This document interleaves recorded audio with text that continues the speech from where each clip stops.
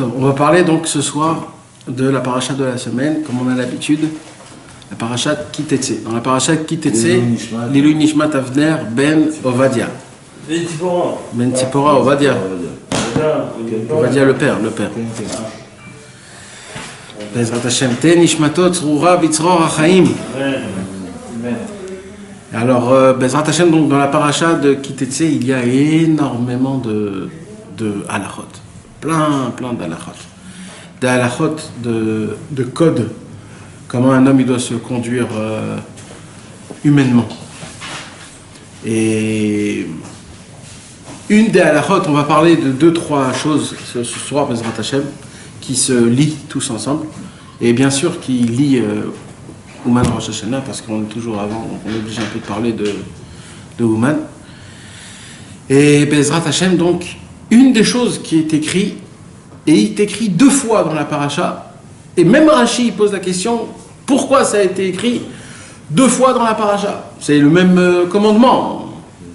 C'est quoi? Alors je vais vous le lire dans la Torah, et on va l'expliquer après, ok? Il y a écrit comme ça, Lota ashok sachir, ani ve'evion, me'achecha, o migercha, asher be'artsecha, bisharecha. C'est dans Shvi'i. Shvi'i, d'accord? Le premier pasuk de Shvi'i. Premier pasuk de Shvi'i, il dit Lota ashok sachir. Tu ne devras pas étrangler. C'est un homme qui te doit de l'argent et qui n'a pas d'argent à te rendre.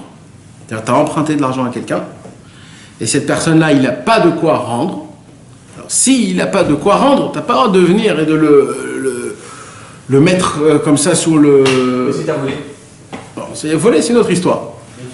Là, on parle de quelqu'un que tu as emprunté, tu lui as donné de l'argent, il dit, vous avez fait tout ce qu'il faut, et tu as prêté, tu as donné une date.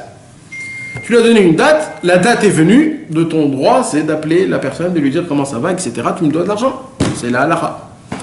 Alors, s'il te dit, j'ai pas d'argent pour te rendre, alors tu dis, ok, je te donne encore un délai, un nouveau délai. Est-ce que c'est bon pour toi? S'il te dit oui, ok, on ferme le délai. Maintenant, si le deuxième délai aussi passe, et le mec il n'a pas d'argent, alors la halakha, elle te dit qu'une personne comme ça, il faut que tu ailles chez le Dayan, il faut que tu vas chez le juge, et c'est le juge qui s'occupe de ça.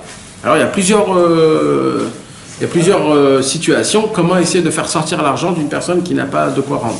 Il y a plusieurs situations. Maintenant la Torah, elle te dit, c'est vrai que tu lui dois de l'argent, il te doit de l'argent, c'est vrai ça.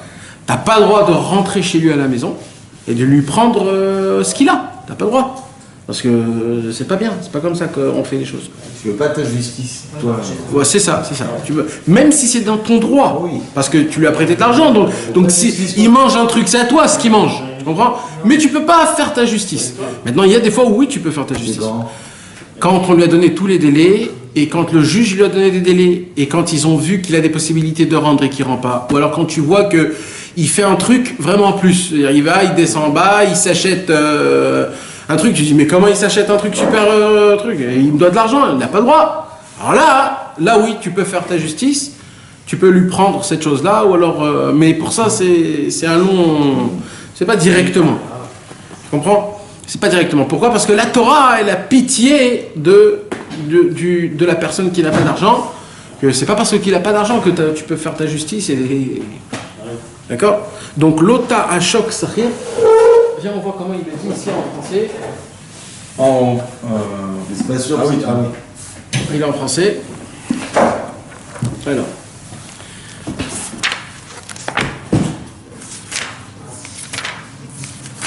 Alors en français, voilà. Yud Dalet 14. Ne cause point de tort aux salariés pauvres et indigents, qu'ils soient l'un de tes frères ou l'un des étrangers qui sont dans ton pays, dans l'une de tes villes. Indigent, ça veut dire qu'il est vraiment débile, quoi. Un indigent, c'est un mec qui est pauvre. Dans la Torah. Comme ça qu'il le traduit à chaque fois. Non? Ah ouais? C'est un homme qui est pauvre, tu comprends? Un homme qui est pauvre. Maintenant, il y a aussi des règles, c'est quoi un homme qui est pauvre?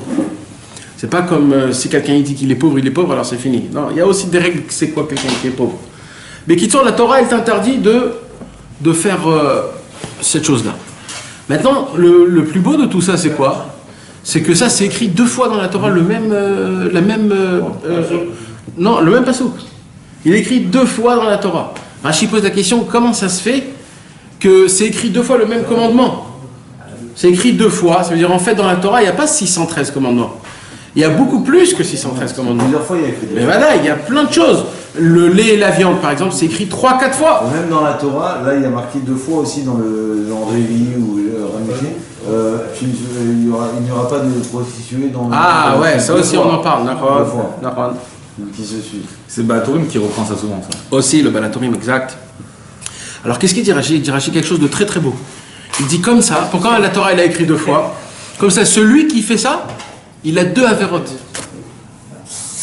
Parce que c'est écrit 2 fois dans la Torah, donc c'est compté comme 2 fois, 2 avérotes, même s'il a fait ça qu'une seule fois. Pourquoi? Parce qu'on met la personne à l'amende pour pas qu'il fasse ça parce que c'est très grave. T'imagines pourquoi, comment la Torah elle est gentille, ça veut dire? La Torah, elle te prévient 2 fois pour te dire que si tu tombes, si tu vas faire ça, tu as 2 avérotes sur ton cœur. Il n'y a pas une Maranta sur ça où il parle de cruauté et tout ça. Il s'écrit beaucoup plus qu'une Gemara. Il y a énormément de choses qui ont été écrites de la façon. C'est pour ça que j'ai appelé ça le code humain. Dans l'humain, il y a un code. Même si on te fait du mal, c'est pas parce qu'on te fait du mal que tu dois rentrer dans son jeu et toi-même aussi te conduire comme lui il se conduit. Non. Toi, tu dois rester l'homme. Toi, tu es un homme. Alors, il y a des imbéciles qui viennent et qui te fassent à toi des mauvaises choses. Ne rentre pas dans son jeu. Tu restes l'homme qu'il faut que tu sois. Et t'inquiète, lui, il recevra ça à son coup, il recevra. Donc, en fait, c'est grave, mais tu t'inclines à chaque fois. Non, c'est pas t'incliner. C'est pas t'incliner. C'est toi le plus intelligent au final. C'est-à-dire qu'au final, tu fais rien, tu laisses les choses se faire. C'est pas que tu fais rien. Tu fais, mais ce qu'il faut faire, pas plus que ça. C'est-à-dire que tu raisonnes pas par rapport à tes sentiments, par rapport à ta colère, tu raisonnes par rapport à ce qu'on t'a dit, comment il faut se conduire. On pas une vengeance. Ouais. T'as compris? J'ai lu, moi, dans le Shulchan Aruch, quand, par exemple, t'as demandé quelque chose à quelqu'un, il n'a pas voulu te le prêter, et après, la situation, elle s'inverse. C'est lui qui te demande. Ouais. Et quand tu l'as le truc, tu dois pas lui dire, tu dois pas déjà ne pas lui donner, Ouais. tu dois pas lui dire, tiens, moi, je te traite pas comme toi. Exact. Ça s'appelle l'otikom et l'otitor. Voilà. Et en fait, il vient juste de préveiller faire mes œuvres. Voilà. C'est trop dur. Non, c'est pas dur. Mais c'est classe. Donc c'est exactement. Exactement. Le mec tout seul, il comprend que. Exactement. Je lui dis, il comprend pas parce que lui, il va dire, il est comme moi. Ouais, exactement. Exact. Il a fait ça pour son kebab. Exactement. Alors, si je lui dis rien, Tu comprends? Et c'est Il ça. comprend tout seul qu'il est pas comme toi. C'est ça la Il beauté. sera gêné, je peux te le dire, parce que tu l'as pas fait la réflexion. Quoi, il sera gêné? C'est ça la plus grande chose. C'est ça ce qui t'apprend la Torah. La Torah, elle t'apprend d'être un homme classe. Humble et classe. Voilà. Bien Et beau. comme il faut, noble, de la vraie noblesse. Top. Donc, je me sens classe, moi. Avec nous. Bekitsour, mes amis, alors maintenant on va étudier Bezrat Hashem, le Likuta Halachot, qui est sur cette mitzvah. D'accord? Cette mitzvah-là, on la comprend, c'est humain, ok, c'est logique. Je comprends que quand un homme, il me doit de l'argent, il ne faut pas que je rentre chez lui, je casse tout la maison pour prendre ce que j'ai à prendre. Ok. La très belle histoire du Machinta, le passage. Vas-y. Le cheval, je crois. Non, vas-y. Il y a quelqu'un qui prêtait de l'argent, il avait des notes. Et un jour, le Machinta est parti voir son monsieur. Et il lui a dit ça va, toi, voilà. Tu montes la maison. Et je la grange. Et là, il lui dit voilà mon cheval, c'est mon plus beau cheval. Et là, il lui dit il lui fait plein d'innovations sur le cheval, c'est le meilleur, nan. Et là, le Machinta lui dit donne-le-moi. Et là, il lui dit mais comment vous pouvez me le demander? Je viens de vous dire c'est le meilleur, c'est mon top. C'est imagine dans la Torah de demander des trucs comme ça. Alors le Machinta lui dit écoute, tu ne vais pas insister, donne-moi le cheval et tu verras après, t'inquiète pas et tout, tu fais pas. Et l'autre il dit non. Il retourne à la maison, tout va bien, tout se passe bien. Et là, Machinta lui dit au monsieur, il lui dit dis-moi, qui te donne l'argent? Et là il sort une liste de tous les noms et tout ça. Et là il s'arrête et dit je veux celui-là. Alors il dit celui-là il est mort, tu veux plus, c'est fini. Il lui dit non, je veux celui-là, combien il te doit? Bah je te paye. Il lui paye donc la dette que l'autre celui qui était mort. Et là il lui dit va dans ton cheval. Alors, il retourne dans sa grange, il voit le cheval en train de mourir. Ah, c'était son bigoul. C'était son bigoul. Le Machinta il a dit celui-là, il te devait cet argent-là, il ne pouvait pas monter. Donc il est resté dans ce cheval, et c'est pour ça qu'il te servait, il était top, il te imagine une dette, quoi. Il y a écrit Chazve Shalom, que Dieu nous en préserve. Il a raconté, pardon. Il y a écrit que Akadosh Baruch Hu, il peut pardonner ce qui lui appartient à lui. Mais ce qui appartient entre vous les hommes, moi je ne peux pas pardonner, c'est entre vous. C'est entre vous. Ce qui est par rapport à moi, les 613 mitzvot, averot, etc. Ok, vous me demandez pardon, allez, vas-y. Mais entre vous, je ne peux pas pardonner ce qui est entre vous. C'est entre vous que vous devez vous arranger. C'est Chazve Shalom, il y a une dette, alors c'est très très grave. Il y a une très très belle histoire que tu m'as rappelé, avec Rabbeinu. Très très belle histoire. Vous savez que Rabbeinu, il avait plusieurs sortes d'élèves. Rabbeinu, il avait des Ovdei Hashem, des Chassidim Ovdei Hashem. C'était des serviteurs de Dieu qui n'étaient pas du tout dans ce monde-ci. Comme Rabbi Nathan, Rabbi Naftali, Rabbi Shmuel Isaac, Rabbi Yudel, Rabbi Aaron, le Rav de Breslev. Ça, c'était des anges. Ils n'étaient pas dans ce monde Birlal. Ils étaient complètement déconnectés, ils ne travaillaient pas, ils étaient toute la journée en train de faire le service divin. C'était des... Il avait des chassidim, des businessmen. Il avait 3, 4, 5, même 10 même. Il avait des businessmen très très riches, mais des tzadikim aussi. Hein. C'était pas Astam. C'était des gens qui se levaient chatzot, mikveh, prière et tout. Ils venaient tous les jours dans le tzidut de Rabbeinu, tous les jours ils faisaient... Mais c'était des gros businessmen.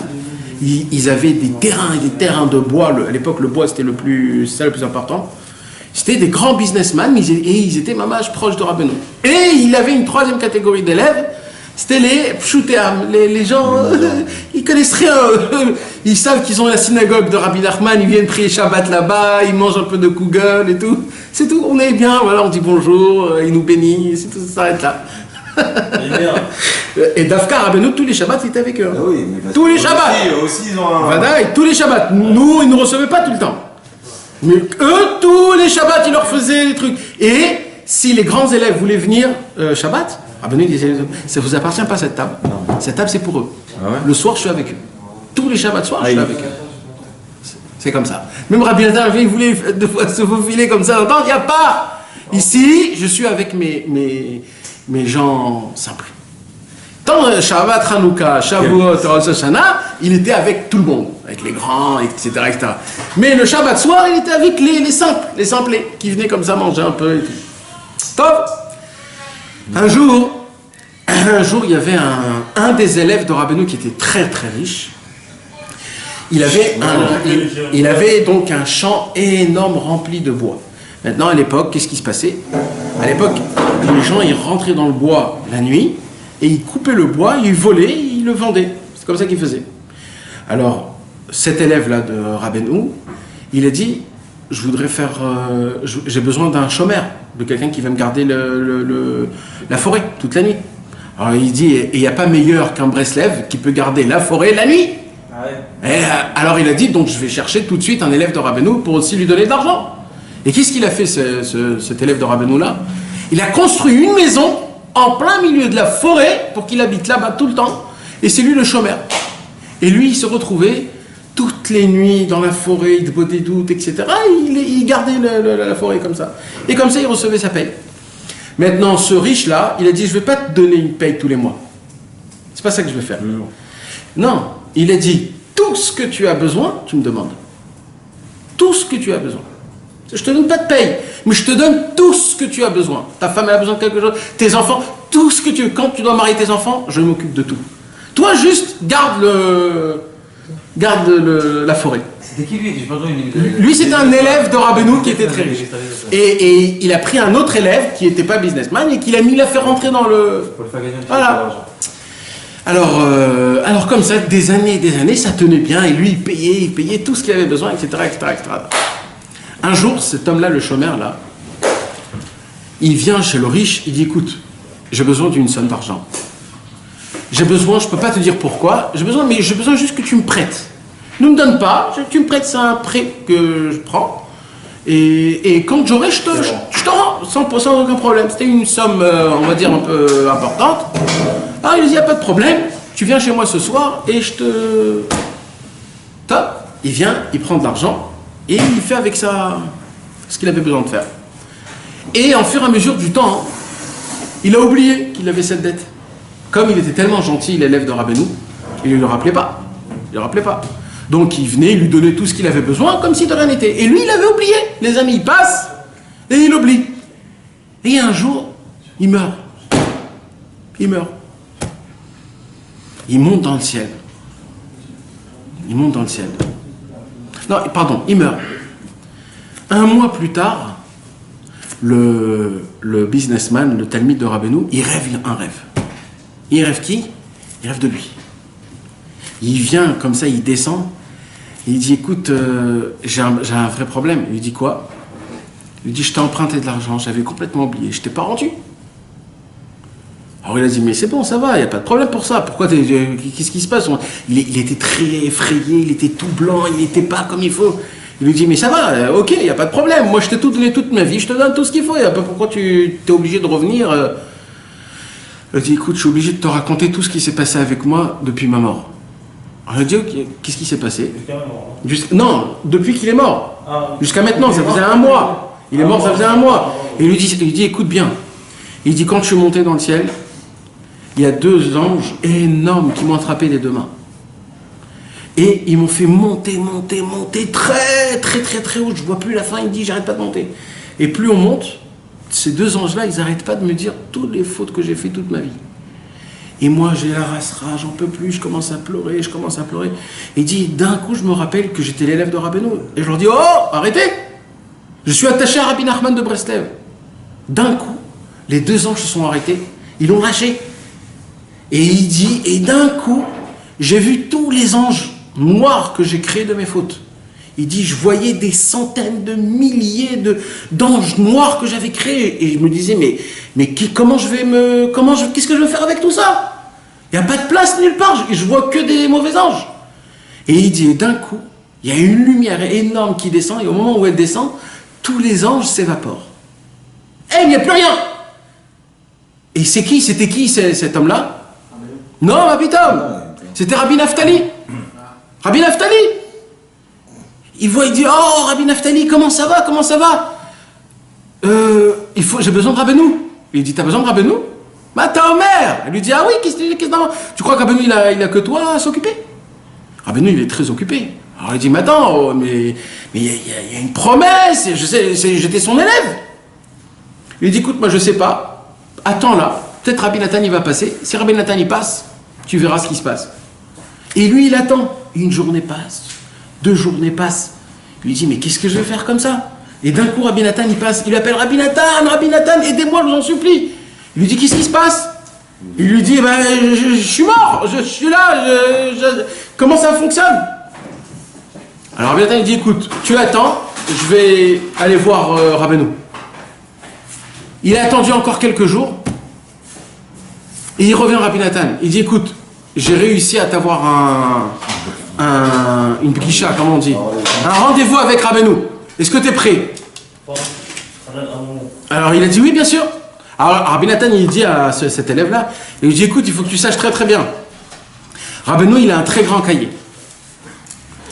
Il a un grand cahier. Et dans son cahier, il y a écrit tous ses élèves. Si tu es inscrit dans son cahier, tu n'as pas de problème.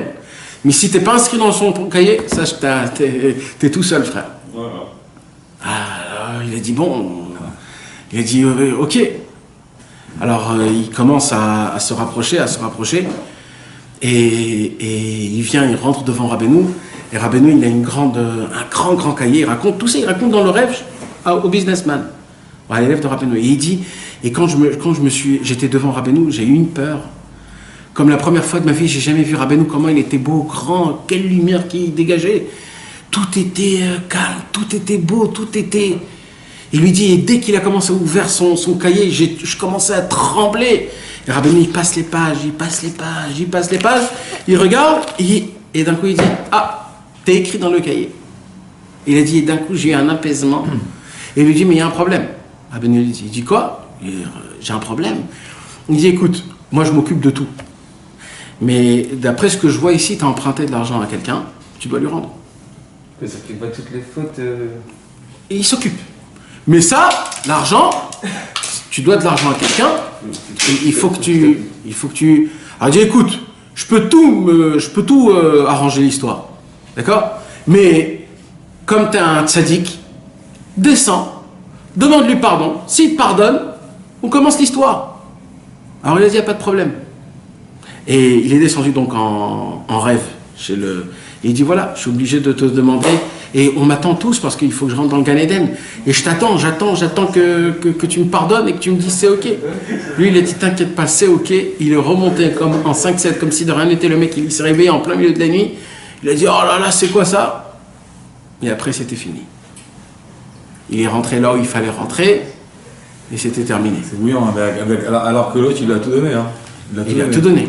C'est incroyable. C'est comme ça, parce que dans l'argent. Non, ça veut dire, t'as dit qu'il avait oublié. Peut-être qu'il a pas oublié, peut-être qu'il s'est dit, il m'a dit, après tout, il m'a dit, je te donne tout, est-ce que ça vaut peut-être... C'est un détail, c'est pas un gros truc, c'est un détail spécial. Hein. Parce qu'à un moment dans la Torah, c'est quand ils devaient faire le Mishkan dans le désert, ils ont dit réunissez tous les ors et tous les trucs. Et t'as les plus riches qui ont dit, nous... Salut Michael. Nous, allez chercher l'or chez tout le monde, vous inquiétez pas, tout ce qui reste, on le met nous. Ouais. Et de là, ils ont été punis, parce qu'ils ne se sont pas hâtés de faire la mitzvah, et donc ils ont truc. Donc en vérité, lui aussi, il lui a dit, moi t'inquiète pas, tout, quand t'as besoin, je m'occupe. Donc en vérité, c'est pas pachout, c'est pas pachout du tout. On ne sait pas comment ça fonctionne les choses, c'est pour ça que c'est énormément important ces choses-là. Je suis en train de chercher à qui je dois de l'argent dans ma vie, j'ai peut-être oublié. C'est pas ça qui est très grave. Quelle histoire. C'est pas ça qui est très grave. Reportation. Comment tu fais alors? À chaque fois que tu fais un don, il faut dire Bli Neder. Ah oui, ça c'est... Bli Neder, à chaque fois Bli Neder. Et là, c'est la paracha de cette semaine. Quand tu fais un don à marquer, il faut se hâter le truc. Ça veut dire pas tout faire un don à Kippour. Et je t'explique, un don, quand tu fais par exemple, tu fais un don, quand il y a eu les 3 prochaines fêtes qui sont passées, c'est pas l'année qui compte, c'est les 3 prochaines fêtes. À la fin des 3 prochaines fêtes, tu t'es pas quitté. Tu t'es pas quitté. 3 prochaines fêtes, c'est comme l'année. Alors quoi? C'est-à-dire que tu fais un don à Rosh Hashanah, il faut que tu t'acquittes Sukkot, Pessah, Shavuot. Juste à Shavuot, c'est le dernier. Et si tu l'as payé alors, qu'est-ce qui se passe? C'est pas monté, je sais pas, enfin, je sais pas le monde. Attends, une question. C'est pas Rosh Hashanah, c'est quoi? Non. Tu dis que c'est 3 fêtes après, à partir du moment où tu as fait ton don. Qu'est-ce qui se passe quand un homme il a fait un don et qu'il ne se rappelle plus combien et à qui? Alors là, la Lacha, elle dit, il y a Sebahem Tzorche Mitzvah. Ça veut dire qu'il doit donner une tzedaka qui appartient au rabbin, c'est-à-dire qui appartient au public. Pour que si un jour il y a une de ces personnes-là, il vient et qu'il l'utilise. Exact. Quoi? Il y avait par exemple, il y avait un grand tzaddik qui avait imprimé des livres. Et dans les livres qu'il avait imprimés, dans les livres, il y avait des pages blanches. Donc il avait volé les gens qu'il avait vendu des pages blanches. Ça s'appelle du vol. Moi, je veux acheter un livre où c'est rempli, mais il y avait une faute d'impression. Qu'est-ce que tu veux que je fasse? Alors, il va pas dire, ouais, c'est pas de ma faute. Moi, je l'ai vendu, c'est moi le problème. Qu'est-ce qu'il a fait, ce monsieur? En français? En hébreu. Non. C'est Shabbat, tu vas voir. Non. Bon, as-tu fini l'histoire? Mais Kitsour, qu'est-ce qui s'est passé? Les Kitsour. Et qu'est-ce qu'il a fait, ce monsieur? Parce qu'il a vendu à des gens qui ne sait pas c'est qui ces personnes-là. Il en a vendu plein. Qu'est-ce qu'il a fait? À Yerushalayim, il a donné à la Iria, comment ça s'appelle, à la ville, il a donné à Yerushalayim plein de bancs à mettre dans les rues. Pourquoi? Parce que comme ça, il est sûr que si un quelqu'un qui s'assoit. Voilà. Donc il n'avait pas fait exprès de faire des pages blanches. Non, il n'a pas fait exprès, mais ça s'appelle du vol. Tu vois, c'est jusqu'à là que ça s'appelle du vol.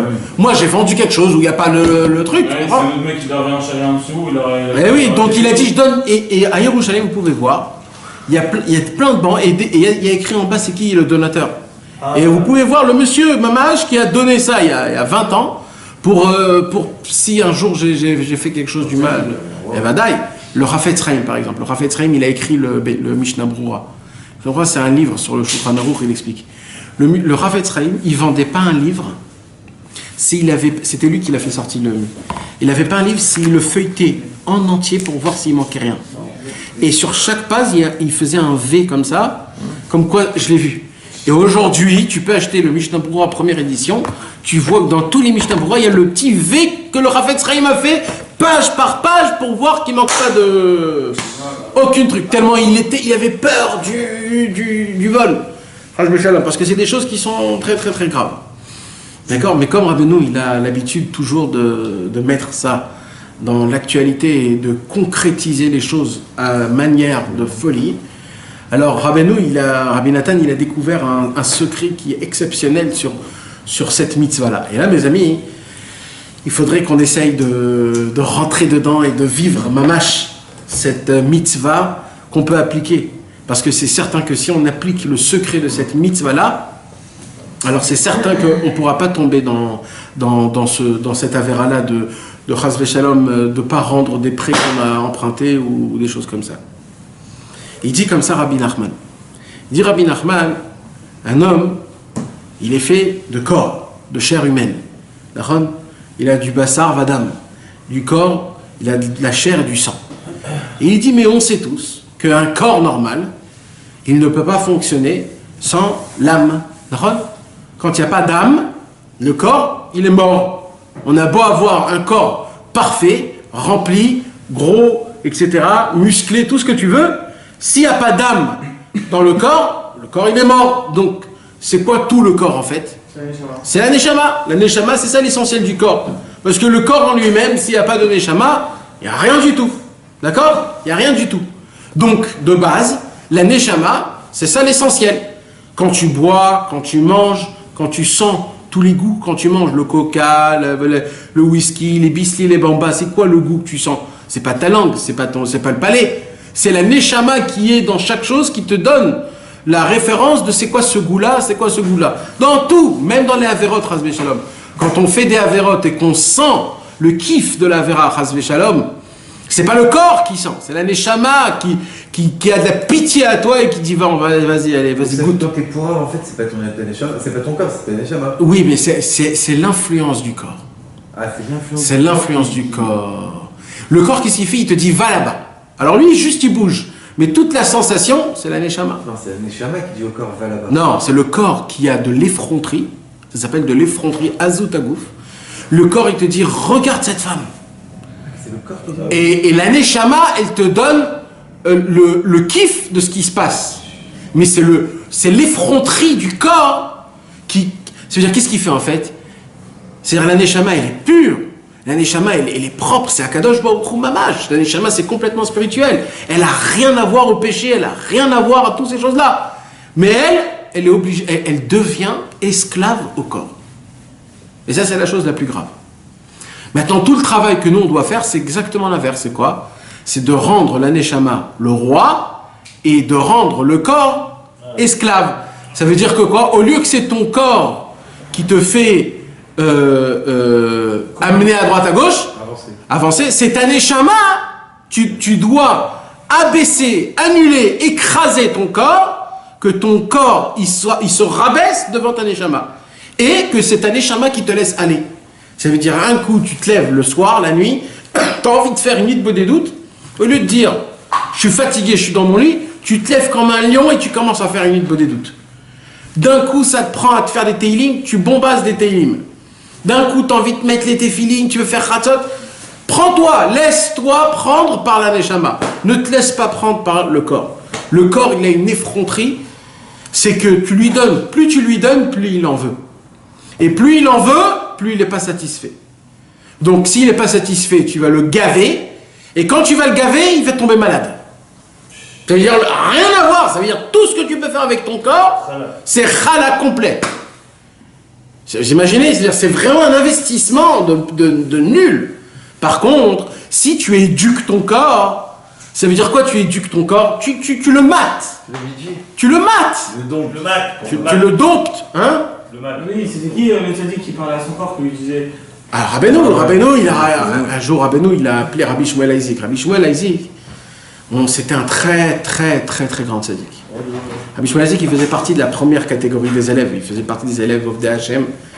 Et tout le inyan de Rabbi Shmuel Aizik, c'était la prière. Tout ce que Rabbeinu il a appris à Rabbi Shmuel Aizik, c'était la prière. Et un jour, Rabbi Shmuel Aizik, il est venu chez Rabbeinu, et Rabbeinu il a dit, j'ai un nouveau travail pour toi. Et il a dit, c'est quoi le nouveau travail ? Il a dit, commence à parler à tes membres. Commence à leur parler. Ton corps, il a de l'effronterie. Il te dit, je suis fatigué, je suis malade, j'ai faim, j'ai envie de dormir, j'ai envie de manger, j'ai envie de vacances. Non, mate ton corps. Comment tu le mates ? Tu vas commencer à lui parler. Tu vas dire aux yeux, tu vas commencer à parler aux yeux, tu vas dire mais pourquoi tu t'endors? Pourquoi vous vous endormez? Réveillez-vous, qu'est-ce qui vous arrive? Vous ne regardez pas ça. Ouais, mais lui, c'était pas ça du tout. Lui, Rabbi Shmuel Isaac, c'était. C'était pour étudier. Bah oui, lui, il s'endormait peut-être parce qu'il n'avait pas dormi du tout, il avait dormi 1 heure. Alors il s'endormait, alors il disait à son corps, mais comment tu oses dormir? Va dormir dans le kever. C'est pas ici qu'il faut dormir. Et il lui parlait. Alors Rabbi Shmuel Isaac, il a entendu ça, il a dit bon, je vais essayer. Il est reparti chez lui à la maison, il a commencé à parler à son corps. Et il parlait à son corps. Et il est revenu chez Rabbeinu, il a dit écoute Rabbeinu, ça fonctionne pas. Rabbeinu il a dit mais ça y est, aussi vite tu te désespères. Vas-y, va à fond, prends ça vraiment comme ton travail. Et là Rabbi Shmuel Isaac il est reparti. Il a commencé à parler à tous ses membres. Jusqu'aux doigts de pied, à tous ses membres, il a tous les mains, le corps, les yeux, le cerveau, la bouche, les dents, tout. Et il est arrivé à un stade, Rabbi Shmuel Isaac, que quand il parlait à son cœur s'arrêtait. Jusqu'à que c'était très très grave, il pouvait mourir. Alors il savait maintenant que son corps était maté par lui. Il était contrôlé par lui. Mamache. Ça veut dire, il a envie de manger, il dit à sa bouche, mais t'as pas honte, ferme ta bouche, et sa bouche te fermait. Il pouvait plus, il écoutait. T'imagines comment c'était fort? Et ça, c'est Rabbi Shmuel Isaac, grâce à quoi? Grâce à la parole. Pourquoi? Parce que lui, qu'est-ce qu'il a fait? Il a écrasé, il a maté son corps, il a annulé son corps par rapport à la Neshama. La Neshama, c'est elle qui doit dominer. C'est elle qui doit être le roi, c'est elle qui doit te prendre ton corps et le travailler de tous les côtés. Bon, aujourd'hui, nous, c'est plutôt l'inverse. C'est que l'inverse, que Dieu nous en préserve. La Neshama, on ne sait même pas ce que c'est, Bichlal. Tu me dis, c'est quoi la Neshama? Tu ne sais pas ce que c'est. Les gens, avant 40 jours, ils savaient quand ils allaient mourir. Ils sentaient. Quand la Neshama, elle partait, c'était ça, ils sentaient qu'elle n'est plus revenue comme il faut. Nous, aujourd'hui, on peut se lever, le lendemain matin, on peut crever, il n'y a rien qui se passe, on n'était pas du tout là. On sent, nous, quand on fait une avéra, une très très grave avéra, comment la Neshama, elle est en train d'hurler, de trembler dans le corps en disant « Qu'est-ce que t'as fait ?» C'est ce qu'il fait. Rabbeinu, il a dit, dans la Torah Zayin Chelek Bet, si on aurait entendu une seule seconde les hurlements d'une seule pensée d'Avera de la Neshama, on serait mort tout de suite. Tout de suite, on serait mort. Si on a entendu les hurlements de la Neshama, comment elle souffre, comment c'est dur pour elle. Mais c'est pas les remords que t'as après avoir fait l'Avera? Mais c'est des fois peut-être que oui. C'est pas aussi c'est les sensations en tout cas. Ça dépend c'est quoi les terrains. Si ça t'entraîne. Le terrain, c'est lui qui te dit, après que tu as fait un péché, il te dit... regarde ce que tu as fait déjà. Non, ouais, il te dit maintenant, ça dépend. Rien de faire la prière, maintenant j'ai fait un péché. Si ça t'entraîne à la mélancolie, à la faute, alors Bémet, c'est le Yitzhara. Mais par contre, si tu te rapproches de Rabbeinu, exact. Si par contre ce remords, s'il te dit c'est pour me renforcer, pour recommencer dès le début, pour reprendre, pour dire aïe, etc., alors là, c'est peut-être une toute petite entente que de la Neshama qui hurle, Bémet. Mais mes amis, je ne suis pas encore arrivé au point. Le point, c'est quoi? Le point, il est là. C'est quoi le point? Il dit Rabbeinu, si la Neshama, c'est elle qui domine tout de base, c'est elle qui te donne l'envie, la sensation, c'est elle qui te donne la force, c'est elle qui te donne tout, et le corps, c'est juste une enveloppe. Il dit Rabbeinu, donc on a un vrai problème. C'est quoi le vrai problème? C'est que je dois à la Neshama. C'est vrai ou faux? Je dois à la Neshama. On veut la Neshama? Bah, je t'explique, d'accord? Aujourd'hui, on s'est réveillé ce matin. Naron, on s'est réveillé ce matin. Qu'est-ce qu'elle t'a donné ta Neshama depuis ce matin? Tout. D'accord? Les yeux, tu vois, tu entends, tu respires, tu manges, tu rigoles, tu parles. C'est la Neshama qui t'a donné, Naron. Tu as fonctionné avec ta femme, tu as fait ça, tu es allé acheter à droite à gauche. Donc là, la Neshama, tout ce que tu lui as demandé, tout ce que le corps lui a demandé, tac, elle donne. Mais la Neshama, elle dit... Mais la Neshama, elle dit... Elle est emprunteur, le corps, il est emprunteur. Exactement, la Neshama, elle te dit, je fais pas de la tzedaka, moi. Moi, je te prête. Moi, tu me connais comme un donateur, moi. Moi, je te prête. Ce que je veux en... Comment tu me rends? En spiritualité. Shacharit, Mincha, Arvit, Tfilin, Mikveh. Télim, Itbo des doutes, un peu d'études, si frère Abenou. Comme ça, tu me rends. Et là, ben, maître, c'est équivalent. Plus tu me rends, plus je te donne. Mais frère, tu m'as emprunté aujourd'hui, tu m'as emprunté hier, tu m'as emprunté avant-hier, et ainsi de suite. Mais oh, tu me dois une somme de folie. C'est quand que tu vas me rendre? Hein? Ah bah là, quand je gagne, je veux dire, c'est elle qui kiffe les chamans, moi je rends. C'est pas... Quand tu fais l'étude de Torah, tu rembourses ça. Alors, c'est un vrai problème. Donc, qu'est-ce qui sort de ça? Il sort de ça que t'es un très grand Baal Chov. T'es un très grand Baal Chov. Tu dois énormément. C'est pas d'Afka de l'argent. Excuse-moi. Attends, je vais aller plus loin. Vas-y. Quand on se lève, on doit dire Modéani. Donc notre déchama, tout de suite, nous, on a dit Modéani, donc on dit à nos lèvres de dire Modéani, donc on dit à Gem. Ok. Donc indirectement, on a remboursé déjà cela. Tu as remboursé le fait qu'elle soit en Et après, toute la journée, Et chaque seconde après tout ce qui se passe. Non, Bevadaï, je dis pas non. Rassure-moi. Non, Bevadaï, Rabbeinu, il dit Nachon. Mais après, toute la journée, quand tu fais des extrêmes, quand tu fais des choses, d'accord, quand tu fais des choses, et un homme il vit normalement, mais quand on fait, par exemple, nous on se fait du mal, quand on fume, on fait du mal au corps, et on voit que la Neshama elle dit vas-y, comme si de rien n'était. Allez, tu seras un bon mec, tu vas avoir la pêche, même en fumant. On sait que chacun qui fume, il s'enlève 6 minutes de sa vie. Mais la Neshama elle dit, allez vas-y, je te laisse une bombe atomique comme si de rien n'était. Après on boit un peu d'alcool, après on se couche très tard, on se réveille très tard. Notre vie n'est pas normale. Normalement, et la bouffe qu'on mange. Tu sais combien de poison il y a dans la bouffe qu'on mange? Combien de poison il y a dans la bouffe qu'on mange? Normalement, quand on mange, on devrait mourir tout de suite. Regarde la bouffe qu'il y a, regarde tous les biscuits, les bambards, regarde comment c'est grave, toutes ces choses-là. Le Coca-Cola, toutes ces choses-là. Et qu'est-ce qu'elle fait la Neshama? Elle dit, t'inquiète pas frère. Allez, je vais te mettre comme si de rien n'était. Et nous, on n'arrête pas de bouffer des trucs. On dort la nuit, on mange, on se réveille la nuit, on ouvre le truc et on bouffe. On peut se faire une bouffe à 3h du matin, comme si de rien n'était. Mais vous savez ce qui se passe au corps humain quand tu bouffes comme ça? Quand tu dors avec le ventre rempli? Et quand on... Mais c'est de la folie, on s'imagine même pas. Ça, c'est un sujet qu'il faudra en parler énormément, ça. C'est un sujet qu'il faudra en parler énormément. Mais si on commence à en parler, c'est très grave. C'est très très grave. Moi, je dis que tout commence de la bouffe, hein, mes amis. Tout commence. Tout commence de la bouffe. Donc le Shabbat, non, mais le Shabbat aussi, il ne faut pas être un glouton. Il ne faut pas être un glouton. Tu comprends? Même Shabbat, on te permet de kiffer pour Shabbat, mais c'est pas maintenant que tu vas commencer à faire des plats et tu vas éclater, tu peux plus rien faire. Il n'y a aucune mitzvah de manger jusqu'à que tu éclates. Mais si tu kiffes grave, tu manges beaucoup, mais tu kiffes, ça va, c'est bien. Non, c'est pas bien. Pas de ça, il a dit tous les nions de Shabbat, c'est tout dans ce que tu manges. Le Shabbat, t'as raison. il te dit, quand t'en peux plus, tu manges pas. Tu veux que je te dise c'est quoi le vrai Yann? Je dis pas que c'est ça la finalité. Vous trompez avec deux choses. Kiffer, c'est un petit peu. Ça veut dire kiff en quantité, en qualité. En qualité, pas en quantité. Ça veut dire c'est préférable d'avoir 20 salades Shabbat, toutes petites. Mais Shabbat, c'est comme si tu étudiais la Gemara, c'est comme si tu étudiais le Kadosh quand tu manges. Non, n'exagère pas, n'exagère pas. Tu nourris que spirituel quand tu manges Shabbat. Mais pas comme un... Quoi? Il a pas l'air de ça, il a dit c'est pas plus. Tu répares toutes les Shabbats. Oui, mais c'est pas plus tu manges le Shabbat et plus tu fais la... C'est la même chose.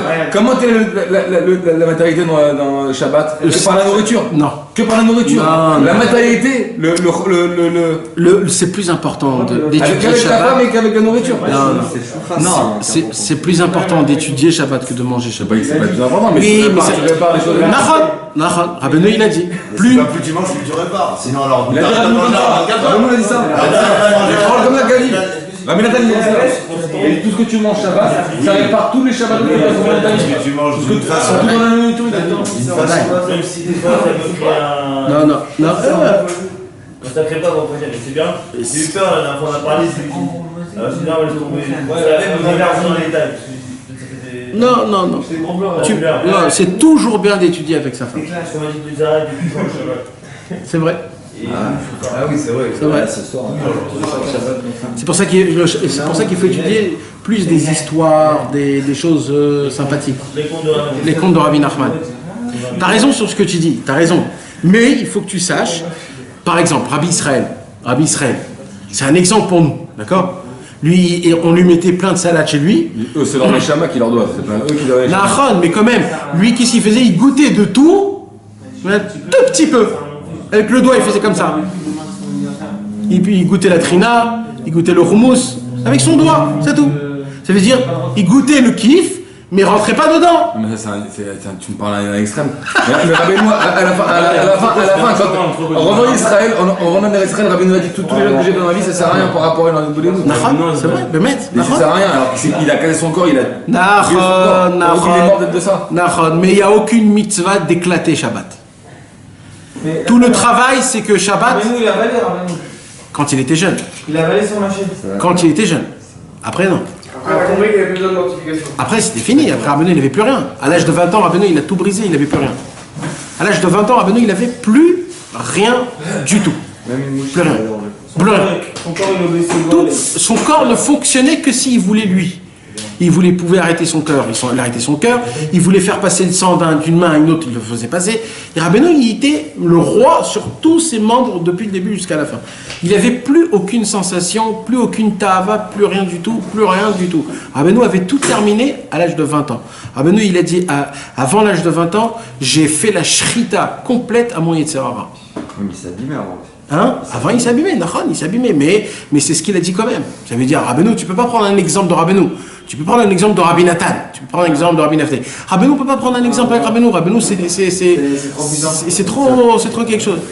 Alors Rabbi Nathan, il dit, si la Neshama, elle te donne tout le temps tout ce que tu as besoin, alors on a un vrai problème. C'est que maintenant on devient un Baal Chov à la Neshama.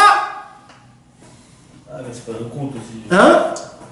Laisse Mais c'est ça, c'est la Torah qui dit comme ça. Et là, qu'est-ce qu'elle dit, la Torah? Lo ta'ashok sachir, ani ve'evion me'achecha, o migercha asher ba'artsecha bisharecha. Il dit Rabbi Nathan, qu'est-ce qu'elle dit la halacha? La halacha, elle dit, quand un homme il a prêté de l'argent, et que le pauvre n'a pas de quoi rendre l'argent, le prêteur n'a pas le droit de rentrer chez lui à la maison et lui prendre de force ce qu'il lui doit. C'est ça la halakha? Il dit Rabbi Nathan, Akadosh Baruch Hu a ordonné à la Neshama que dans tous les cas, même si elle te doit énormément, même si tu lui dois énormément de la spiritualité, t'as pas le droit de lui prendre de sa vitalité matérielle. Alors il dit Rabbi Nathan, si c'est ça, que faire? Parce que si Chas v'Shalom on meurt, tu dois à la Neshama. La Neshama, elle va venir. Elle dit, moi, la Torah m'a interdit de prendre ton corps. Et là, je peux pas. Alors, quand tu vas mourir, là, la première personne que tu vas voir en face de toi, c'est la Neshama. Et là, tu dis, oulala, là, j'ai envie de complètement me venger de toute ma vie. Comment je lui ai donné tout ce qu'il voulait? C'est une grande question. Ça compte pareil, c'est la même chose, c'est ça l'histoire. Alors, comment on fait? Oui, alors, mais Tarles, là, elle me doit. C'est quelque chose qu'elle me doit. Elle te doit pas dans ce monde. Elle n'a pas le droit de venir te reprendre, te cambrioler chez toi dans ce monde. Mais ça marche pas. Ça marche dans ce monde-là, ça marche pas. Bien sûr. Si. Mais comment? Il y a une sorte de possibilité où, oui, elle réclame. Elle réclame à Hachem. Tu m'as demandé de rentrer dans ce corps. Je vais donner à ce corps tout ce qu'il voulait. Tu comprends d'une certaine façon. Ça doit revenir vers quelqu'un. Donc, faut me rendre, moi. Moi, j'ai donné toute la journée. J'ai donné. Tarles, maintenant, comment on fait? Il dit Rabbi Nathan, écoutez comment c'est beau, Rabbi Nathan. Ça, mes amis, ça, il faut que vous compreniez un truc avant que je vous dise le Nyan. Il faut que vous compreniez quelque chose. Pour écrire quelque chose comme ça, c'est pas que c'est pas humain. C'est qu'il faut être un patron dans le ciel, connaître comme tout fonctionne. Parce que le chidouche que Rabbi Nathan il va dévoiler ce soir, c'est un chidouche qui n'existe nulle part dans aucun livre. Vous vous imaginez même pas. C'est pas un livre stable où on ouvre comme ça, on lit. Vous pouvez pas comprendre, on peut pas vous imaginer. Rabbeinu, pour écrire ça, il a annulé des mouscamotes. C'est-à-dire, comment on dit des mouscamotes? Il a annulé des bases de connaissances depuis des millénaires qu'on fonctionne par rapport à eux. Il les a brisés, cassés. Il a dit maintenant, nouvelle loi, je mets une nouvelle loi. Comme ça, il a fait Rabbeinu. Il a dit dès maintenant, c'est comme ça que ça fonctionne. C'est-à-dire c'est quelque chose de folie. Parce que je comprends le contexte. La Neshama, elle emprunte au corps toute ta vie. Maintenant le corps, il faut qu'il rende à la Neshama. Mais il y a un problème. C'est que le Hachem ne laisse pas la Neshama prendre la vitalité du corps. Alors qu'est-ce que je fais? Comment je rembourse? Vous savez ce qu'il dit Rabbi Nathan? Il dit Rabbi Nathan, Tachles, elle est dans un vrai problème, la Neshama. Elle a un vrai problème. Dans l'histoire, on redescend dans l'histoire. Dans l'histoire, elle redescend. Nahon, elle redescend. Ça, c'est des tzadikim quand même. C'était un tzadik, le mec, qui est redescendu. Mais quand, il a raison, il a fait une promesse à Rabbeinu. Nahon. Et comment il a dit son histoire? C'est pas tout le monde qui peut redescendre. Hein. Mais t'as vu comment il a souffert quand même pour arriver jusqu'à Rabbeinu? Il a attendu, Rabbi Nathan il a dit je peux pas t'aider. Mais qu'est-ce qui se passe? Rabbeinu il faut une guicha? Ben oui frère. Tu crois que quoi? Rabbeinu c'est ton copain? C'est pas ton copain Rabbeinu. Rabbeinu il a 1 milliard de choses à faire en haut. Tu crois qu'il t'attend toi? Ah, il est venu là, je t'attendais. Mais tu me prends pour qui? C'est moi qui juge le monde. Rabbeinu dit à Rosh Hashanah, c'est moi qui juge le monde. Tu sais ce qu'il faut faire pour juger le monde? Rabbeinu il a dit ne croyez pas que je vous jugez vous. C'est vous, c'est tous les tzadikim, c'est tout l'homme Israël. Et c'est même les goïms, il dit Rabbeinu que je juge à Rosh Hashanah. C'est même les goïms. Rabbeinu il dit c'est même les vaches, c'est même les fourmis. C'est moi qui fais tout à Rosh Hashanah. Tu crois qu'il nous attend en haut? Il dit ah ça va, comment ça va, je t'attendais. Ma pita, Rabbeinu il est à souknaud. C'est pas stable comme ça qu'on croit. Akadosh Baruch Hu, c'est la même chose, hein. Il s'occupe de son monde entier et pour autant, quand deux juifs. Mais la différence entre Hachem et Rabbeinu, c'est que Hachem il est partout, tout le temps. Rabbeinu c'est une personne. Il peut pas être 1000 fois dans. Il juge le monde entier, de quoi on parle? Il juge le monde entier. C'est pour ça que Rabbeinu, ça lui prenait le harvit du premier soir de Shabbat. Du premier soir de Rosh Hashanah, le harvit de Rosh Hashanah Aleph, ça lui prenait 6 heures son Hamida. Parce que pendant ça, il devait s'occuper de tout ce qui va se passer en haut dans le ciel. Ah mais 6 heures, tu sais ce que c'est prier 6 heures, frère? Pendant en 1 heure, il juge le monde. Non, 1 heure avant, il nous a jugé ceux qui viennent chez lui. Avant, il nous a jugé ceux qui sont venus chez lui. Mais ceux qui ne sont pas venus chez lui, eux aussi, il faut s'occuper d'eux. Alors pour ça, il y a Rosh Hashanah, il y a... Il disait à son corps, bouge pas, tu m'attends, il monte. Ouais, même sans rien dire. Non mais Chanel, mais Kitsur, c'est un vrai problème. Qu'est-ce qu'il dit Rabbi Nathan? Alors, Rabbi Nathan, il dit, alors Behemet, eh ben la Neshama, elle est dans un vrai problème. Alors, ça veut dire quoi, il dit Rabbi Nathan? Alors écoutez bien ce qu'il dit Rabbi Nathan. Il dit Rabbi Nathan, toi tu as un petit peu touché à ça. Il dit Rabbi Nathan, il y a quelque chose que vous n'avez pas compris. C'est que quand un homme il meurt, le corps il reste en bas. Donc en fait, chez qui elle vient la Neshama? C'est que de elle-même. Ça veut dire en fait, c'est quand qu'elle peut revenir chez la personne, c'est que quand elle est vivante. Pas quand elle est morte. Parce que quand elle est morte, elle ne peut plus rien dire à son corps, parce que le corps il est mort. Donc en fait, c'est quand qu'elle réclame l'argent, elle réclame l'argent que quand un homme il est vivant. Quand il n'est pas vivant, c'est fini l'histoire. Il est mort, donc je ne peux plus revenir vers le corps. Alors il dit Rabbeinu, donc, et là c'est un chidouche, mes amis, je ne sais pas si vous allez le comprendre. Tous les soirs. Non, mes amis, écoutez bien, c'est un chidouche qui pète les plombs, qui pète la tête, c'est très très très profond. Il dit Rabbeinu, donc, tout la théana, ça veut dire, tout ce qu'on réclame, c'est que de son vivant, pas après la mort. Tout ce qu'on va te réclamer, tout ce qu'on te réclame, tout ce qu'on te demande de faire, d'avancer, c'est ici. En haut, tu n'as plus de corps. Tout ce qu'on demande, c'est quand tu as un corps, pas ta neshama. Donc c'est que quand tu es vivant que tout on te réclame. Et qu'on te réclame aussi même de devenir tzaddik, de tout. En haut, il n'y a plus rien. Il n'y a plus rien.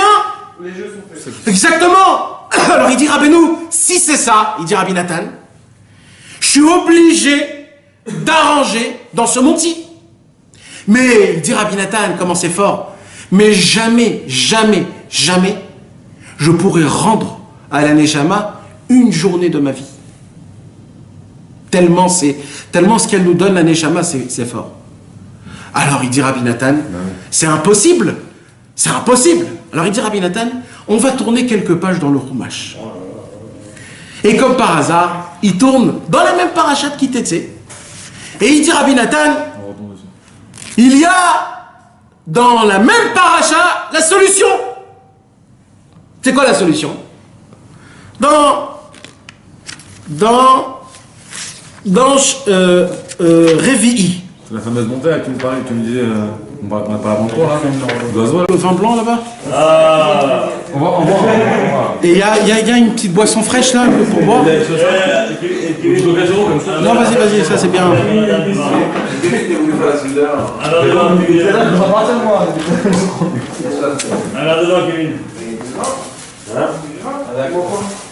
Alors mes amis, c'est dommage là parce qu'on est en train de brûler là. Le fridouche. Tu veux la bouteille? Ah, ramène.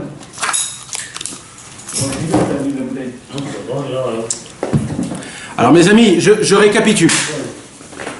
Voilà peine. Et écoutez le chidouche de malade que Rabbeinu il a trouvé. Je récapitule, c'est quoi le Inyan? Ça fonctionne de cette partie. Si la femme a été violée dans la forêt, elle peut repartir chez son mari. Si elle a été violée dans la ville, alors si elle a crié, elle retourne chez son mari. Si elle n'a pas crié, elle ne peut pas retourner. Si elle n'a pas crié, elle ne peut pas retourner chez son mari. Il faut qu'elle ait témoin pour ça, si elle dit qu'elle a crié, qu'elle n'a pas crié. Non, mais c'est appliqué. Je sais pas comment ça fonctionne, mais c'est comme ça la halakha. Pourquoi c'est comme ça là? Ouais, c'était pas pareil, Mais maintenant, pourquoi ça fonctionne de cette manière-là? Parce que si elle a crié, ça fait montrer comme quoi elle voulait pas que ça se passe. Donc, elle s'est fait montrer comme quoi elle veut pas que ça se passe, tu comprends? Avec un couteau sur la doigt. Ouais, mais quand même, ça veut dire quand même. L'histoire, c'est qu'il faut crier. Tu comprends? Et si elle crie pas, ça veut dire qu'elle a kiffé de ce qui s'est passé. Ça n'existe pas, ça. On sait pas. Vas-y, mais ici. Écoutez la halakha, c'est comme ça. D'accord, c'est comme ça la halakha. Alors il dit Rabbi Nathan, vous êtes prêts à écouter mes amis? Il dit Rabbi Nathan, comme ça. Un homme, vous voulez savoir comment on peut arranger à ne jamais être un Baal Chov contre la Neshama? Il dit comme ça Rabbi Nathan. Quand un homme, il se fait violer, il dit c'est qui s'est fait violer? Il dit c'est le Yetzer Hara qui rentre dans ton corps et qui te viole. Quand tu fais des avérotes, c'est pas toi qui fais les avérotes, c'est le Yetzer Hara, mais il te viole. C'est pas toi qui le veux, il te viole. Alors il dit Rabbeinu, si dans tous les cas tu es dans la forêt, c'est quoi la forêt? C'est que tu as ton idbo des doutes. Même si tu cries pas, tu peux revenir tout le temps chez Hachem, t'es même pas un Baal Chov, c'est même pas toi. C'est le mec qui est venu, il t'a donné, il dit, tu as pris. Il dit par contre, si t'es dans la ville, c'est quoi la ville? C'est que t'as pas le temps, t'es dans le travail, t'as pas le temps, t'es dans la ville. Alors il dit, ce qu'on te demande, c'est une seule chose. Prostète devant Dieu en disant, ah, Hachem, c'est pas moi ça. Alors il dit la Torah, si tu cries, tu fais montrer au ciel que tu veux pas être violé, mais on te viole quand même. Alors là, la Neshama, elle dit, ah pardon, en fait, je t'ai pas emprunté. Je t'ai pas emprunté, en fait, c'est le Yetzer Hara mon problème. Et là, la Neshama, elle va monter dans le ciel, elle va réclamer tous ses péchés du Yetzer Hara. Et là, il va dire au Yetzer Hara, c'est toi qui me dois, pas le Ham Israël. Jusqu'à que le Akadosh Baruch Hu, il sera rempli de pitié et de miséricorde. Il a dit, amenez-moi le Yetzer Hara, je vais le défoncer. Et là, il le défonce, et on n'est plus Baal Chov sur personne. L'chaim. Baruch atah Adonai Eloheinu melech haolam, boirei pri hagofen. puissant. Oh yeah, c'est son verre là.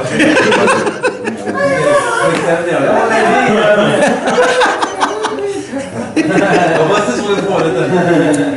On a fait le business pour venir. Faites des règles, voilà. Faites des règles, voilà. Allez, fais ça à tout le monde, le petit Lechaim. Lechaim, Avner Ben Ovadia. Oui, mais c'est le papa qu'on dit après la mort. Alors maintenant, vous comprenez combien c'est important de protester. C'est important de crier en fait. De protester. Tout le problème, mes amis, ça, on n'a pas assez parlé de ça. Tout le problème, c'est qu'on se laisse aller dans l'état à vote. Quand on faute, Jonathan, Shushan. Non, pas toi. Non, personne faute. C'est le Yetzirah qui faute. Alors là, dans le Facebook, ils ont posé une question. C'est quoi la question qu'ils ont posée? Pourquoi on est jugé en haut? Si c'est ça. Ben vous voulez savoir en vérité, Béhémet? Parce que t'as pas crié. Toute la raison pour laquelle tu es jugé en haut, c'est parce qu'en bas, tu t'es pas jugé. Pourquoi tu t'es pas jugé en bas toi-même? Pourquoi moi qui dois te juger en haut? Et ça, c'est le Rav de Tchérin qui dit mais fourrage, il dit dans Yareh Ha'etanim. C'est une Torah du volume de fou. Quoi? Il dit tout le jugement de Rosh Hashanah, c'est pas sur ce que tu as fait ou ce que tu n'as pas fait.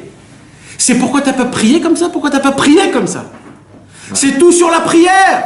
Tout sur la prière. Pourquoi? Quand tu tombais, tu disais pas mais Hachem aide-moi s'il te plaît. Tu n'arrives pas. Je t'en supplie. Tu es obligé de venir à mon aide. Tu es obligé de m'aider. Tu es obligé de venir. Viens avec moi, j'en peux plus. Je sais plus comment ça se passe. Donc tout le problème c'est quoi? C'est parce que tu cries pas. Parce que tu cries pas Hachem en disant ah là là on me viole. Ouais, exactement. Mais c'est quoi le cri? T'as pas le droit d'avoir la zout quand tu fais ça. Oh tout ce que tu veux frère. T'as le droit d'avoir la zout quand tu fais ça. T'es obligé d'avoir de l'azote. Kevin, maintenant, Hein? Pas la tristesse, à Tzvou tu parles. La tristesse pourquoi? Quand tu dis ça, des fois tu veux être fort des fois. Non. Non, tu veux être fort, non, mais que ça t'aide à supporter les épreuves. Non. Pourquoi ils étaient tous là, les yeux. Ils envoient la vidéo, frère, ils le regardent en direct comme ça. Qui le regarde là. Mais il a pas le compte de la tête. Et ben qui demande dans la nuit. Ils mettent sur le petit ça. Ça aurait pas été plus simple que ça se dérange pas. Bon, C'est plus simple parce qu'ils se fait dans la nuit et qu'ils regardent les comptes tous les mercredis sans plus prendre la tête. Ça va, les gens sont dis donc. C'est vrai, t'as raison. Alors Bekitsour, c'est ça le Inyan mes amis. Donc combien, c'est important. Donc en fait, toute la raison pour laquelle si on ne fait pas ça, alors on est en vraie dette à la Neshama. Et là, on est dans un vrai problème. Parce que qu'est-ce qui se passe quand un homme, il emprunte de l'argent? Oh là là. Je t'explique, ils vont demander que Nathan. Ils viennent de France.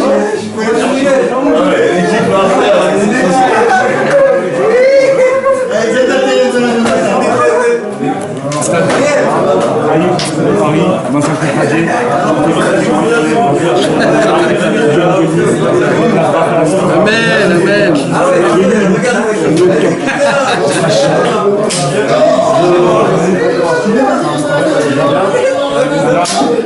Comment ça va, Nathan? Et toi, mon bien. T'as vu l'Alexo? Ils sont remplis là. Grâce à Dieu. Ça va bien, toi? C'est bien, ça? Ça va?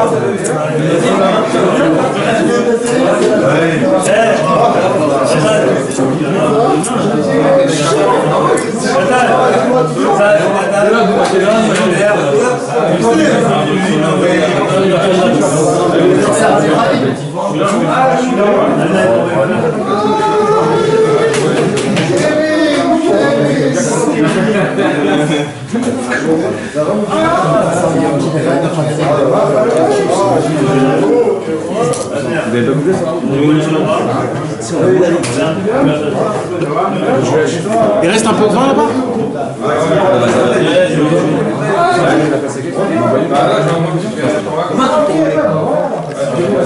Voilà, Hazak. Faut répéter là. Un jour, le gars de Vina, comment il rapprochait, comment il faisait rentrer ses élèves à la yeshiva. Alors, normalement, d'habitude, comment ça se passe? C'est l'élève, il vient et il lui dit, bon, fais-moi montrer combien tu sais. C'est comme ça, et par rapport à combien il sait, comme ça, il fait rentrer à la yeshiva. Le gomme de Vinay ne faisait pas rentrer à la yeshiva comme ça. Il lui disait, prépare un tridouche. Il prépare un tridouche, il dit, maintenant, dis-moi ton tridouche. Il écoutait tout, il dit, maintenant, dis-le-moi. Maintenant, il dit, répète-le-moi 3 fois, 5-6 fois. Si tu ne dis pas la 10e fois avec la même itla-avout que la première fois, ne rentre pas chez moi. Il faut que tu sois en feu comme si c'est la première fois. Parce que la Torah, elle est toujours vibrante. Ça, c'est pas... Bien sûr. C'est pour ça. Rabbeinu, il veut que ça soit toujours du nouveau. Du renouveau. En plus, Rabbeinu, il a dit, il n'aime pas les vieux. J'aime pas les vieux, je veux que toujours ça soit nouveau, toujours renouveau.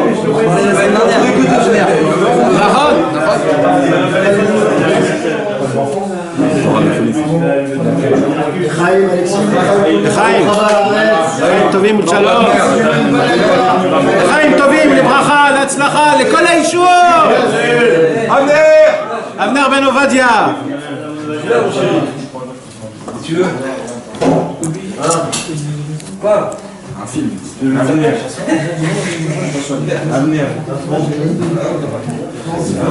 Ouais. Tiens, monsieur, attachez vos ceintures, on va... Alors mes amis, pour ceux qui vont rater, écoutez, c'est très puissant. Alors je répète. Alors je répète. Je répète. Khazara. Je répète. Je refais depuis le début. Depuis le début Non, mais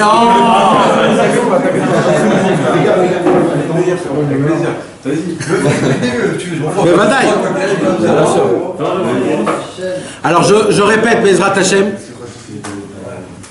Mais avant ça, il faut peut-être chanter. Bien sûr. Rabbeinu Nagila, Rabbeinu Nismecha, Rabbeinu Nagila, Nismecha, Rabbeinu Nagila, Rabbeinu Nismecha, Rabbeinu Nagila, Nismecha, Rabbeinu Nagila.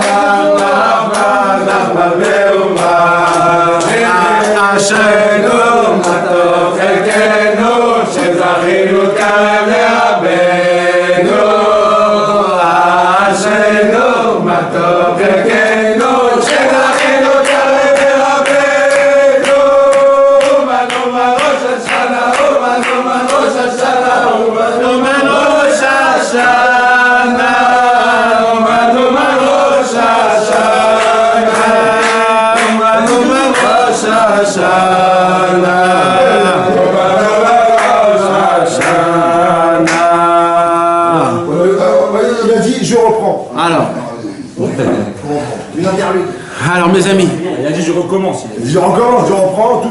Un renouveau. Alors venez, on essaye de récapituler nos paroles et pour essayer de bien comprendre ce qu'on a étudié ce soir. Ce soir, ce qu'on a étudié, c'est pas tous les jours qu'on étudie une étude pareille. C'est un très grand secret que Rabbi Nathan il a dévoilé par rapport à la paracha de la semaine. Un vrai grand secret. Dans la paracha de la semaine, on a la mitzvah qui est écrite 2 fois dans la Torah. Que quand un homme, il prête de l'argent à un ami, et que cet ami-là, il n'a pas de quoi rendre, alors le prêteur, il n'a pas le droit de rentrer chez lui à la maison et de prendre un meuble, il n'a pas le droit de prendre une voiture, il ne peut pas prendre l'équivalent de ce qu'il a prêté. Pourquoi? Parce qu'il est pauvre, il n'a pas de quoi rendre. Qui font les huissiers, ils n'ont pas le droit. Non, ils n'ont pas le droit. Mais encore une fois, il y a des halachot où là, oui, tu peux prendre. Il y a des fois où oui, tu peux prendre. Mais en général, ce que la Torah, elle te demande, que le prêteur n'a pas le droit de rentrer chez elle à la maison pour prendre l'équivalence de ce qu'il lui a pris comme argent. C'est ça la halacha. Alors il dit Rabbi Nathan, nous on va l'expliquer d'une manière beaucoup plus concrète, qui nous appartient à nous tous les jours. Il dit Rabbi Nachman, dans l'Écouté Halachot, Rabbi Nathan, il dit, un homme, il a un corps et il a une âme. D'accord? On voit qu'un corps, même s'il est musclé, même s'il est balèze, même s'il est grand, s'il n'y a pas d'âme, alors le corps, il vaut rien du tout. C'est quoi toute la vitalité du corps humain? C'est la neshama. C'est la neshama qui donne la vie, c'est la neshama qui donne la sensation, c'est la neshama qui donne tout. Donc quand il n'y a pas de neshama, le corps, il peut être ce qu'il veut, le corps ne fonctionne pas. C'est comme ça. Il dit Rabbi Nathan, donc de là on voit que depuis qu'un homme est né, la neshama, qu'est-ce qu'elle fait toute la journée? Elle fait que donner au corps tout ce qu'il a besoin. Donc, en vérité, la neshama emprunte au corps de la vitalité. C'est la neshama qui donne de la vitalité au corps. Maintenant, c'est pas gratuit. La neshama, elle donne de la vitalité au corps. Pourquoi? Parce que tu dois servir à Kadosh Baruch Hu. Tu dois être un Oved Hashem. Mais si maintenant le corps humain, il sert pas à Kadosh Baruch Hu, donc je suis un endetté à ma neshama. Et là, ma neshama, elle doit revenir vers moi et me dire, oh, qu'est-ce qui se passe? Ce matin, je t'ai fait lever de ton lit, je t'ai mis la vue, je t'ai fait faire entendre, rigoler, avoir des copains, marcher, etc., etc. Tout ça, c'est qui te donne? C'est moi qui te donne, c'est la neshama qui donne. Mais tout ça, je t'ai donné. Je t'ai pas donné gratuitement. Je t'ai donné, c'est un prêt. Je te donne un prêt. Et comment tu me rends le prêt? En serviant à Kadosh Baruch Hu. En faisant shacharit, mincha, arvit, mettant les tefilines, aller au mikvé, faire des teilim, parler à Hachem, étudier un petit peu. Alors quand tu fais tout ça, la neshama elle dit, ah, ça vaut de la peine. Je lui donne de la vitalité et il me rend le service d'Akadosh Baruch Hu. Alors oui, ça vaut de la peine. Mais qu'est-ce qui se passe quand un homme, il glande toute sa vie et qu'il ne fout rien pour le service divin? La neshama, elle vient, elle dit, yo, tu me dois de l'argent. Je t'ai donné de la vitalité. C'est pas pour rien que je te donne de la vitalité. C'est pas pour kiffer. Et en plus, c'est pas pour faire des avérotes. Et toi, tu te retrouves devant une journée en entière, t'as rien foutu pour moi. Alors cette journée-là, tu me dois énormément. Mais le problème, c'est que c'est pas une seule journée. C'est tous les jours, c'est toutes les semaines, c'est tous les mois, c'est tout le temps, toute notre vie tourne autour de ce problème-là. Qu'on est devenu des très très grands endettés à la neshama. Vous suivez? Quelqu'un a une réponse à ça? Est-ce que vous êtes d'accord d'abord de ça? Quand on fait une mitzvah, c'est la neshama qui profite. Naron, t'as raison. Alors c'est un vrai profit. Mais c'est un profit d'un moment, d'un instant. Tu l'as rendu un tout petit peu, il t'a prêté 100 000, tu l'as rendu 1000. Alors, il faut lui rendre 100 000. Il t'a prêté 100 000. Combien ça vaut de vivre une journée? Demandez ça à un homme qui est malade dans un hôpital. Combien ça vaut une journée encore? Une journée sans rien, comme on est là. comme on est tous aujourd'hui. Donne tout ce que t'as. Tout, tout ce que t'as, t'es prêt à te donner. Et nous, qu'est-ce qu'on a ça? On a ça tous les jours de notre vie. C'est qui t'a donné ce privilège? C'est qui? C'est la Neshama. La Neshama, elle dit, je suis prêt à te donner tout pour que tu sois juste le serviteur d'Hachem. Tu puisses vivre d'après le Shulchan Aruch, sans voler, sans mentir, sans dire des gros mots, sans regarder des choses qui ne t'appartiennent pas, sans faire des mauvaises choses dans la pensée, etc., etc., etc. Mais si on fait tout le contraire, alors là, Neshama, il dit, là, j'ai un vrai problème. Là, je suis en train de prêter de l'argent à quelqu'un que, en fait, il va s'acheter de la drogue. Ben oui, parce qu'il s'en fout encore plus. Donc, c'est pas qu'il te prête pour gagner, c'est pas qu'il te prend de l'argent parce qu'il veut investir dans un travail, il te prend de l'argent pour faire des bêtises. Parce que la vitalité que nous, on prend de la Neshama, c'est pour faire des bêtises. Alors, si c'est ça, on a un vrai problème. On est complètement endetté à la Neshama. Nahon, Jimmy, c'est un vrai problème. Alors que faire?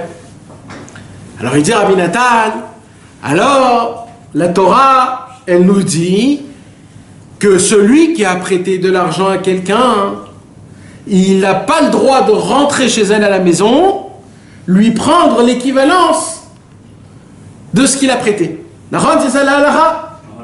Et s'il a de quoi, t'as le droit de prendre une Oui, s'il a de quoi, mais s'il n'a pas de quoi, il est pauvre. Non, de voiture par exemple. Ah, t'as pas le droit de lui prendre. C'est ça qu'elle te dit. Bah alors c'est pour ça qu'on est là tous les jours. Ça veut dire c'est pas C'est ça qu'il dit Rabbi Nathan. Alors attends. T'as pas le droit de lui prendre des choses qu'il a besoin du jour en jour. Par contre, tu peux lui prendre quelque chose qui lui appartient pas du jour en jour. C'est-à-dire un vase. Un vase, d'accord? Il n'a pas besoin du vase, tu lui dis je te prends ça jusqu'à que tu me rends l'argent. Mais même ça, tu ne peux pas le faire toi-même. Pour ça, il faut que tu ailles voir un juge, et le juge te donne la permission. Mais maintenant, il dit Rabbi Nathan, si c'est ça la Torah qu'elle nous dit, que le prêteur ne peut pas rentrer dans ta maison pour prendre, il dit ça veut dire quoi d'après Rabbi Nathan? Il dit ça veut dire que la Neshama, elle peut pas rentrer dans ton corps et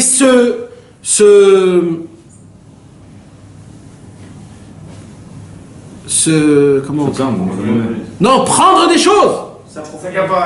S'approprier. Elle ne peut pas saisir ton corps. Ça veut dire qu'il y a un vrai problème, c'est que Hachem ne permet pas. Parce que Neshama aurait pu dire, ah, je te donne de la vitalité, pas de problème, tu fous rien, tu glandes, ça fait 1 an, j'arrête de donner de la vitalité. Elle aurait pu dire ça. Eh bien, Akadosh Baruch Hu ne permet pas ça à la Neshama. Elle dit à la Neshama, tu n'as pas le droit de rentrer dans sa maison et lui prendre ce qu'il veut. C'est-à-dire, tu ne peux pas lui prendre de la vitalité, tu ne peux pas le rendre malade, tu ne peux pas lui prendre de la vue. Un jour, un mec qui se lève, il n'a plus de vue. Qu'est-ce qui se passe? La Neshama dit, écoute, ça, il ne peut pas. Il ne peut pas.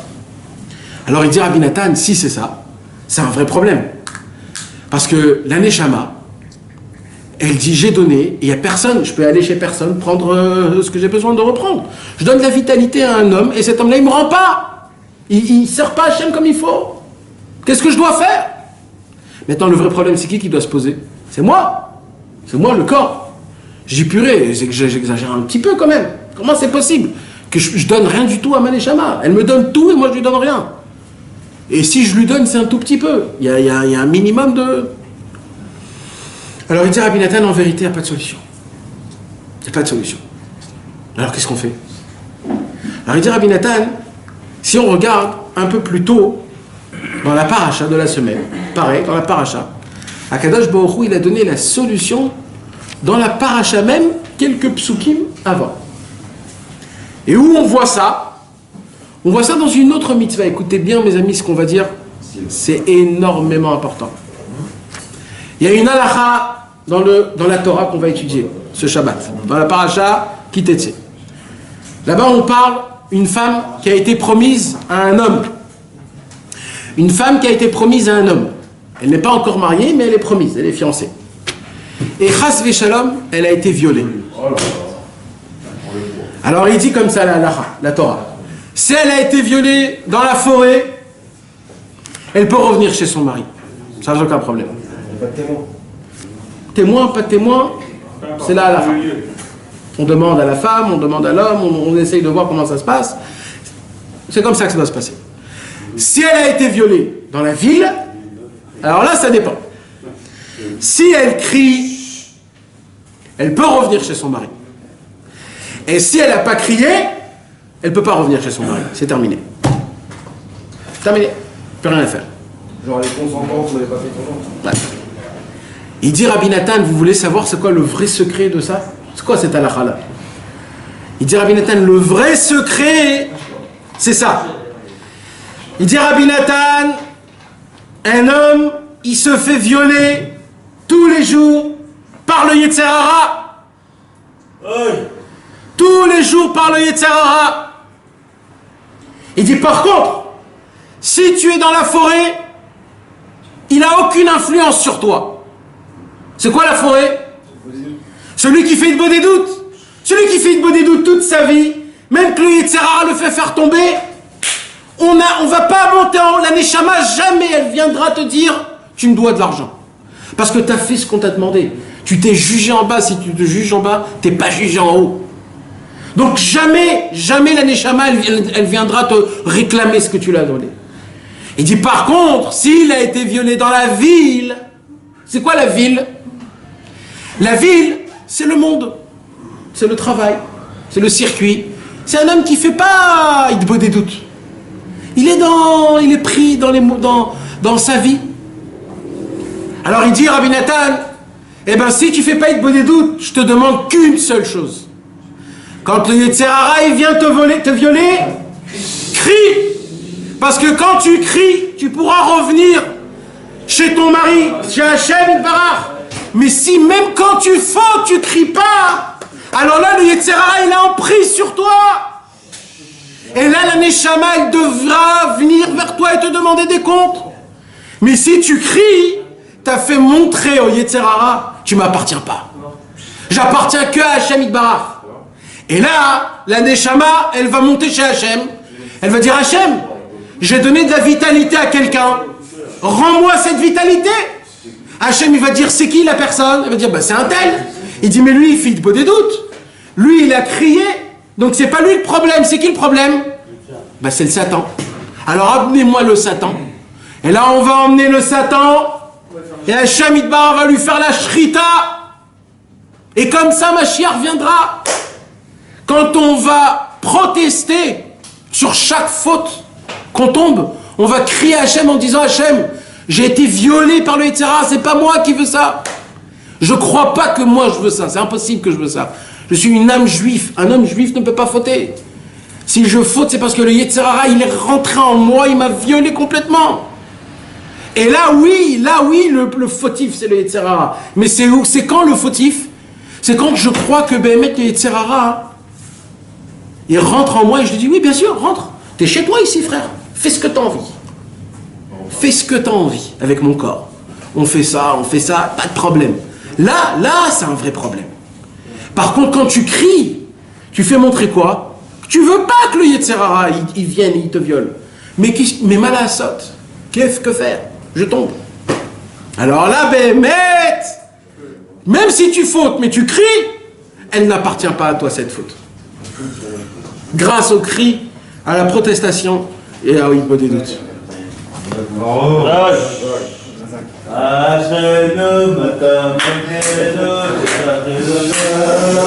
J'espère.